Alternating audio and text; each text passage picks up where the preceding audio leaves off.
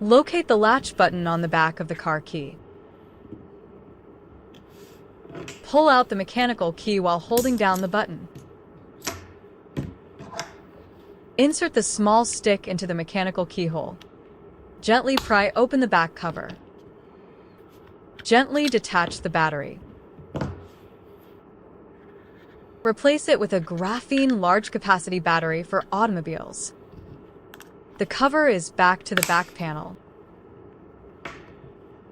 Insert the mechanical key back in.